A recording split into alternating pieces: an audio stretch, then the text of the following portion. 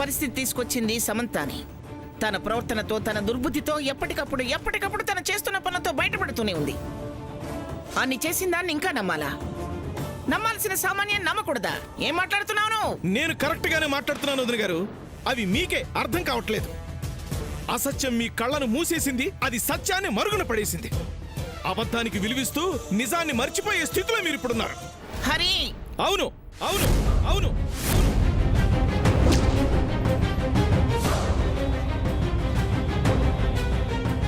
కాబట్టే అక్కడ శ్యామ్ చావు బతుకుల మధ్యన మీకేమీ పట్టనట్టు, అది మీకేమీ కానట్టు, ఇదే అదననుకున్నట్టు పెళ్లి పనులు మొదలు పెట్టేశారు.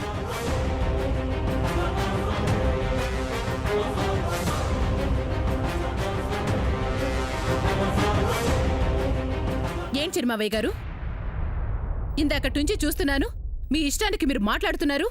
అరే, ఎలాంటి పరిస్థితుల్లో ఈ పెళ్లి చేస్తున్నావో మీకు తెలీదా? లేక స్వామీజీ చెప్పింది మీరు వినలేదా? హాస్పిటల్లో కాసేపు ఉండొచ్చేసరికి ఏం తెలియనట్టు దానివైపు మాట్లాడుతున్నారు.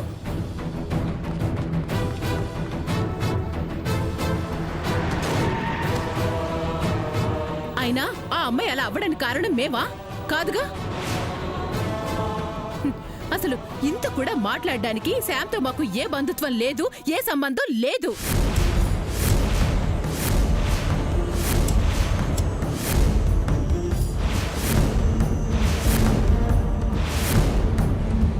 ఆ నిజం తెలిసిన దగ్గర నుంచి మేము ఇలానే అనుకుంటున్నాం. దాని నీడ కూడా మా మీద పడకూడదనుకుంటున్నాం. అదే వాటా అనే పేరుతో ఇంట్లోకొచ్చి కూర్చుంది. మాకెవ్వరికి మనశ్శాంతి లేకుండా చేసింది. న్యాయం కోసం బతుకుతున్నది మేము, అది కాదు. అవును అమ్మా, ముఖ్యంగా తమరే. న్యాయమే నీ ఊపిరిగా బతుకుతున్నావు. ఆ న్యాయం కోసం నీ ప్రాణాలైనా ఇచ్చేస్తావు.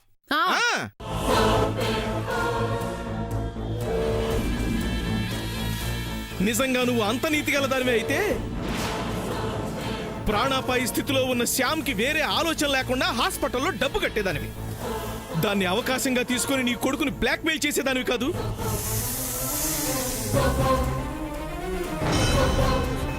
సామాన్యతో వాడిని బలవంతంగా పెళ్లికి ఒప్పించేదానివి కాదు.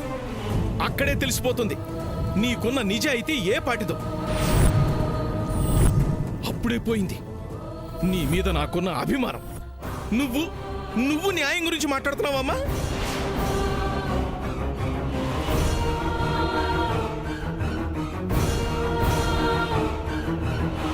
మీకు మాట్లాడే అర్హత లేదు. నేను నా కొడుకు జీవితం కోసం చేశాను, మీరు డబ్బు కోసం చాలానే చేశారు. చేశాను, చేయలేదని చెప్పడం లేదే. దానికి శిక్ష అనుభవించాను. కానీ ఇప్పుడు మచ్చలేని మనిషిగా బతుకుతున్నాను. నా వాళ్ళెవ్వరికీ ఏ మచ్చ రాకూడదనుకుంటున్నాను. ఈ విషయంలో ఎవ్వరేం చెప్పినా మేమెవరు ఏవి వినవు. వాడు నా కొడుకు. వాడి పెళ్లి నా ఇష్ట ప్రకారం చేస్తాను. చేస్తావమ్మా? ఆ కొడుకు కూడా ఈ తల్లి మాట వింటాడు. చింతతయ్య, అలా మాట్లాడుకో. తప్పేం మాట్లాడానరా? వింటున్నావుగా. అమ్మ మాట తీసుకుందని, డబ్బు కట్టిందని పెళ్లి కూడా సిద్ధమైపోయావు కదా. నా సిచ్యువేషన్ నీకు తెలీదా చింతతయ్య? నేను పడుతున్న బాధ నీకు తెలీదా? నేను అనుభవిస్తున్న నరకం నీకు తెలీదా?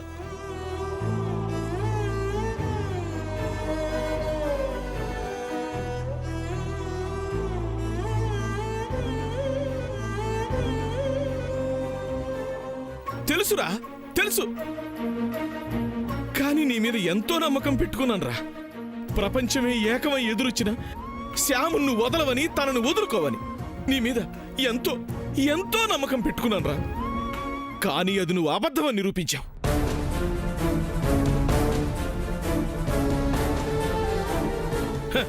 ఎంతైనా నీది ఆ రక్తమేగా, అలాగే ఉంటుంది.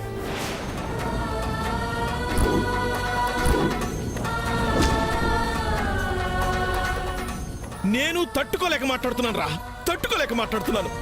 రే సూర్య, మాటిచ్చిన వాళ్లే గొప్పవాళ్ళైతే సరిపోదురా, తీసుకున్న వాళ్ళు కూడా గొప్పవాళ్ళై ఉండాలి. అయినా ఇక్కడంత గొప్పవాళ్ళు ఎవ్వరూ లేరు.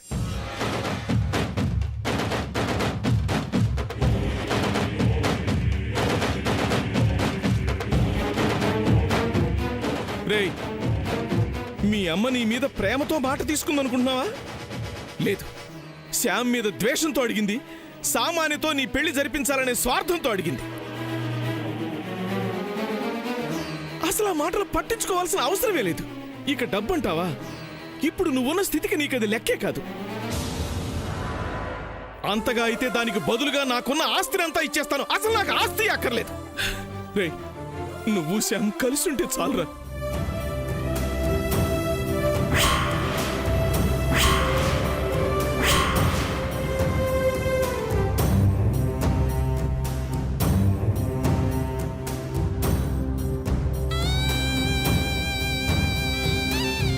ఇంకా ఆలోచిస్తావేంట్రా? నీ గుండెల్లో నిజంగా శ్యామే ఉంటే తనే కావాలనుకుంటే ఒక్క క్షణం కూడా వృధా చేయకుండా చావు బతుకుల మధ్య హాస్పిటల్లో ఉన్న శ్యామ్ దగ్గరికి వెళదాం పద.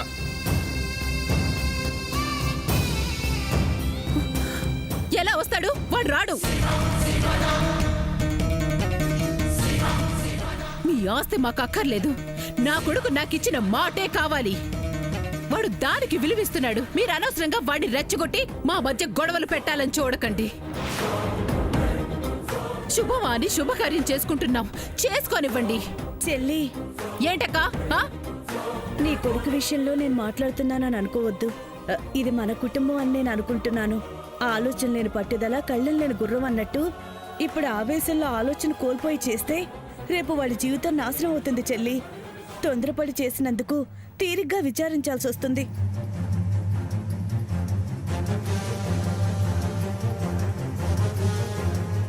అవును పిన్ని, ఇష్టం లేని చోట తమ్ముడు కష్టంగా కాపురం ఎలా చేస్తాడు? ప్రేమ ఉన్న చోటే ఆప్యాయత ఉంటుంది చిన్నత్తయ్య గారు. ఆ రెండూ లేని చోట హ్యాపీగా ఉండదు పిన్ని. విన్నావా చెల్లి? మన వాళ్ళందరూ ఒకటే మాట మీద ఉన్నారు. నువ్వు మారు చెల్లి. ఏమంటారత్తా?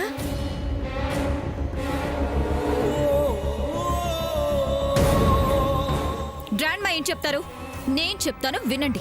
మాట్లాడింది ఇక చాలు అంటాను. జరుగుతుంది బొమ్మల పెళ్ళి అనుకుంటున్నారా? మీ ఇష్టానికి ఆడుకోవాలని చూస్తున్నారు.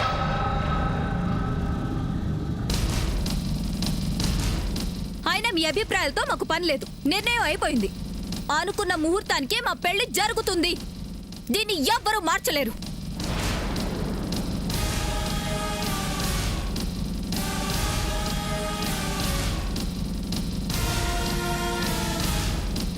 సూర్య, నువ్వేం పట్టించుకోకు. వీళ్ళందరూ అలాగే మాట్లాడతారు. ఎవరి స్వార్థం వాళ్ళది, ఎవరి అహంకారం వాళ్ళది. వీళ్ళ కోసం నీ జీవితం పాడు చేసుకోకరా. పద పద వెళదాం పద. లేచిన తాతయ్య,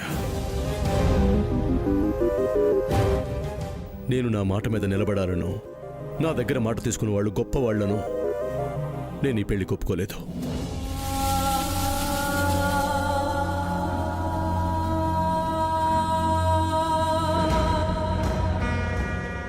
ఇన్నాళ్ళు నేను నా శ్యామును దక్కించుకోవటం కోసం, తన లక్ష్యాన్ని నెరవేర్చడం కోసం ఎంతో కష్టపడ్డాను. ఎన్నో ఎత్తులకు పై ఎత్తులేశాను. చివరకు వేషాలు కూడా వేశాను, నిందలు కూడా పడ్డాను.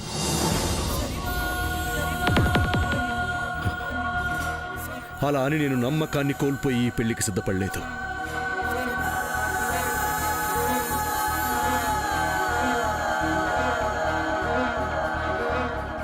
మా ప్రేమే నిజమైతే, నా శ్యామ్ మీద నాకున్న ప్రేమ నిజమైతే, వీళ్ళందరూ అబద్ధం అనుకుంటున్న నా శ్యామ్ నిజమైతే ఈ పెళ్లి ఆగి తీరుతుంది.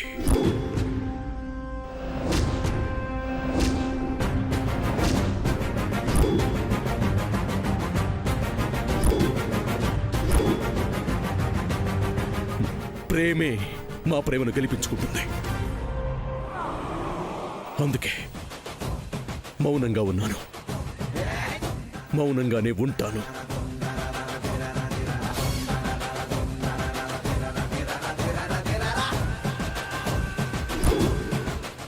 ఇదే నీ ఆఖరి మాట? అవును చింతాతయ్య. కోరంత ప్రేమ కొండంత బలమిస్తుంది. నీ కంట నీరు చిటికేసి తుడిచేస్తుంది. గాయాలను మాన్పే మందే కద ప్రేమ, ప్రాణాలను పోసే సంజీవని ప్రేమ.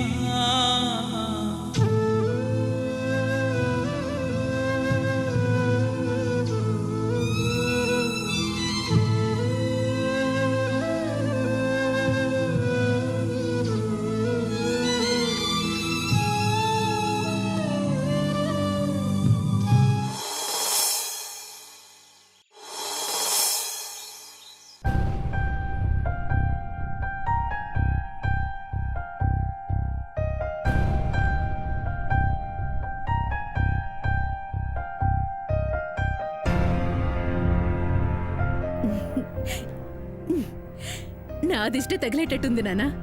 ఎంత అందంగా ఉన్నావో. పెళ్ళైన తర్వాత నేనే దిష్టి తీస్తాను.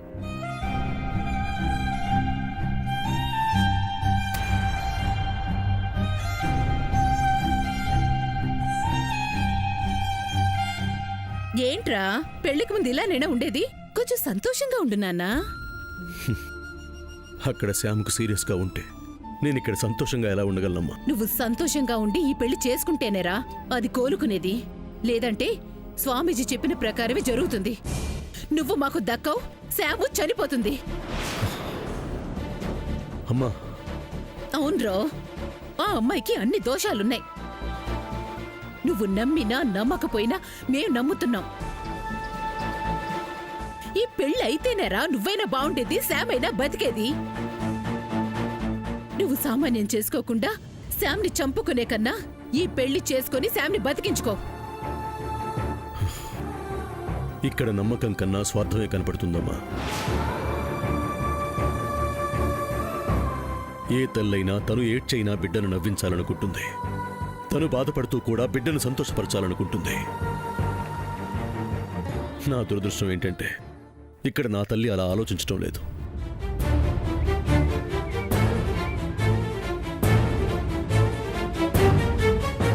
తన సంతోషం కోసం కొడుకుని బాధ పెడుతుంది. ఏంట్రా అన్నా? నేను నేను నిన్ను బాధ పెడుతున్నానా? నా సంతోషం కోసం నిన్ను కష్టపెడుతున్నానా? అందరి తల్లులా నేను ఆలోచించడం లేదా? ఇన్నేళ్ల ఈ అమ్మ ప్రేమలో నువ్వు చూసింది ఇదా? ఇదేనేరా నీ తల్లి గురించి నువ్వు తెలుసుకుంది? తప్పురా, నువ్వు తప్పుగా అర్థం చేసుకున్నావు. నేను అలాంటి దాన్ని కాను. నేను కోరుకునేది నీ సంతోషం, నాకు కావాల్సింది నీ ఆనందం. నువ్వు బాగుండాలనేరా నా ప్రయత్నం. రే, శామ్ని మేమెందుకు వద్దంటున్నామో నీకు తెలీదా? ఆ అమ్మాయిని, ఆ కుటుంబాన్ని, మన కుటుంబం ఎందుకు ద్వేషిస్తుందో కారణం నీకు తెలీదా? రే, 2 ఏళ్ల ప్రేమ కోసం 25 ఏళ్ల ప్రేమని కల్తీ అంటావా?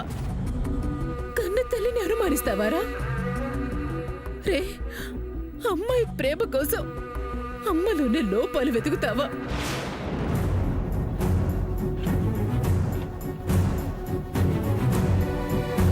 లేదమ్మా, నీలో నేను లోపాలు వెతకటం లేదు, నిన్ను అవమానించటం లేదు, నీ ప్రేమను అనుమానించటం లేదు. నువ్వు ఆలోచించటం లేదు అంటున్నాను. సామాన్య చెప్పేదే నమ్మొద్దంటున్నాను. నేను మరీ ఎంత అమాయకురాలి కాన్రా. సామాన్య చెప్పింది కదా అని నేనేది గుట్టిగా నమ్మలేదు. శామ్ చేసేవన్నీ సాక్ష్యాలతో రుజువు అవుతున్నాయి కాబట్టి నమ్ముతున్నాను. నీకది సరి కాదు అంటున్నాన్రా. నేను సరిగ్గానే ఆలోచిస్తున్నాన్రా. నువ్వే దాని మాయలో పడి దేన్ని ఆలోచించడం లేదు. స్వామీజీ మాటలు వింటలేదు. స్వామీజీ మాటలేంటమ్మా? అసలు వాడు సూర్య, ఏంట్రా ఇది? ఆయన చెప్పినవి అనుభవించిన వాడివి నువ్వే. ఇంకా ఎందుకు నీ మనసాక్షిని మోసం చేసుకుంటావు? మోసం చేసుకుంటున్న నేను కాదు, నిన్ను నువ్వే మోసం చేసుకుంటున్నా. ఎటు కథలనివ్వకుండా నా కాళ్ళకి బంధాలు వేస్తున్నావు. నిజానికి ఈ పెళ్లి నా నిర్ణయమా? సామాన్యుని పెళ్లి చేసుకుంటేనే గానీ శ్యామ్కి ట్రీట్మెంట్ చేయించాలని బ్లాక్ మెయిల్ చేసి నీ నిర్ణయానికి నన్ను ఒప్పించావు. నా మనస్ఫూర్తిగా ఎక్కడ ఒప్పుకుంది? వేరే గత్యంతరం లేక ఒప్పుకుంది కదా? నిజమే కదా? మీ అమ్మ కూడా అందుకే అలా మాట్లాడిందని ఎందుకు అనుకో? అవునరా, నాకు వేరే దారి లేదు. నా బిడ్డని నేను కాపాడుకోవాలి. అందుకే వేరే గత్యంతరం లేక అలా మెలిగ పెట్టాను.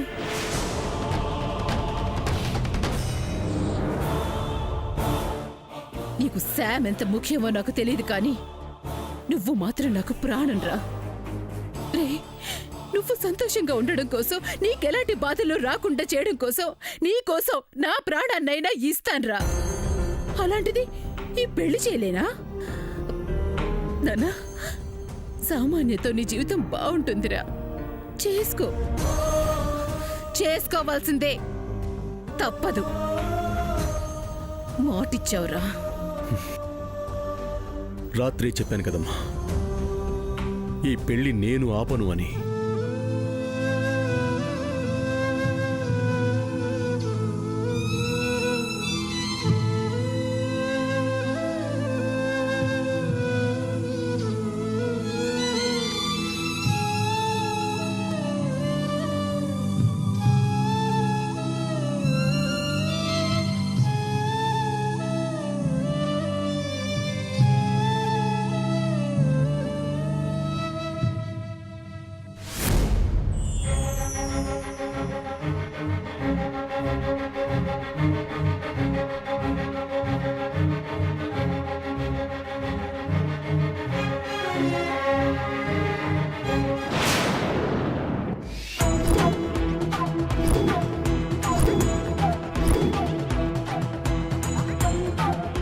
చేసైనా ఈ పెళ్లి ఆపాలి.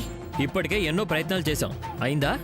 నేను ముందు నుంచి ఆ సామాన్యాన్ని నమ్మొద్దనే చెప్తున్నాను, నువ్వే వినకుండా నన్ను దాని చుట్టూ తిప్పావు. తిప్పాను అంటే సామాన్య నీ చుట్టూ తిరుగుతుంది, సూర్యశ్యామల పెళ్ళైపోతుంది అనుకున్నాను. నువ్వు అనుకున్నది కాదు, అది పెద్ద ముదురు అని ఇప్పటికైనా అర్థమైందా? మనమంటే ఏంటో ఆ సామాన్యకి అర్థం కావాలి. అమ్మా, మనం ఏదో పెద్ద విలన్లా నువ్వు మాట్లాడుకో. అవసరం వచ్చినప్పుడు మారాలరా. అమ్మా, ఇప్పుడు నాకు వాళ్ళు పెళ్లి చేసుకుంటున్నందుకు ఏమాత్రం బాధ లేదమ్మా. కానీ ఫ్రెండ్ సీరియస్ కండిషన్లో ఉందని తెలిసి పెళ్లి చేసుకుంటున్నారే, అది నాకు బాధగా ఉందమ్మా. మిగతా వాళ్ళ సంగతి నాకు అక్కర్లేదమ్మా. కానీ అన్నయ్యకి ఏమైందమ్మా? అన్నయ్య ఎందుకు ఒప్పుకున్నాడు? రేయ్, నీకు తెలీదా? పాపం మీ పిన్ని వాడికి స్వామీజీ చెప్పినవన్నీ చెప్పి శామ్కు ఆసుపత్రిలో డబ్బులు కట్టాలంటే సామాన్యుని పెళ్లి చేసుకుంటేనే ఆ డబ్బులు ఇస్తానని చెప్పి బ్లాక్మెయిల్ చేసి వాడిని నొప్పించి ఒప్పించిందిరా. వాడేమో ఒప్పుకోవాల్సి వచ్చింది. అలా గోరు చుట్టుపై రోకలు పొట్టినా వాడి పరిస్థితి అలా అయిపోయిందిరా. మరి ఇంత జరుగుతున్నా నాకెందుకు చెప్పలేదమ్మా? నీకు చెప్పే సమయానికే మీ పిన్నన్ని చేసేసిందిరా. ఆవిడ చేసినవన్నీ మీ నాన్నమ్మకు చెప్తుంటేనే నాకు తెలిసింది. మరి ఇప్పుడు ఇంకేం చేస్తాం? చెయ్యాలరా. ఈ పెళ్లి మాత్రం అవడానికి వీల్లేదు. మంచైనా చెడైనా సరే సూర్య సామాన్య మెళ్ళలో తాళి కట్టే లోపల నువ్వు కట్టేరా. ఏంటమ్మా, పిచ్చిగాని పట్టిందా? నిన్నటి వరకు నాటకం అన్నావు, ఉత్తుత్తినే అన్నావు, ఇప్పుడేమో నిజంగానే తాళి కట్టేయమంటున్నావు. ఆ దయాన్ని నాకు తగిలించేయాలని చూస్తున్నావా? ఆహా, ఇలాంటివి నా దగ్గర కుదరవు. అరే, నీకు నేను చెప్పింది అర్థం కాలేదురా. బాగా అర్థమైంది. ఏమర్థమైందిరా? ఒక మాట చెప్పు నాకు. నువ్వు అసలు సూర్యశ్యాములు కలిసి ఉండాలని కోరుకుంటున్నావా లేదా? కలిసి ఉండాలని కోరుకుంటున్నాను. వాళ్ళిద్దరికి పెళ్లి కావాలని కోరుకుంటున్నావా లేదా? అనుకుంటున్నాను. వాళ్ళిద్దరూ జీవితాంతం సంతోషంగా ఉండాలనుకుంటున్నావా లేదా? ఉండాలని అనుకుంటున్నానమ్మా. అయితే సామాన్యుని పెళ్లి చేసుకో. ఇదేం మెలికమ్మా? వాళ్ళిద్దరూ సంతోషంగా ఉండడానికి నేను సామాన్యుని పెళ్లి చేసుకోవడానికి ఏంటి సంబంధం? సంబంధం ఉందిరా. ఇప్పుడు గనక నువ్వు పెళ్లి ఆపకపోతే సామాన్య సూర్య పెళ్ళమైపోతుంది. శామ్ సూర్యకు దూరం అయిపోతుంది. ఆ తర్వాత మనం ఎంత గింజుకున్నా ఏం చేద్దామని చూసినా ప్రయోజనం ఉండదురా.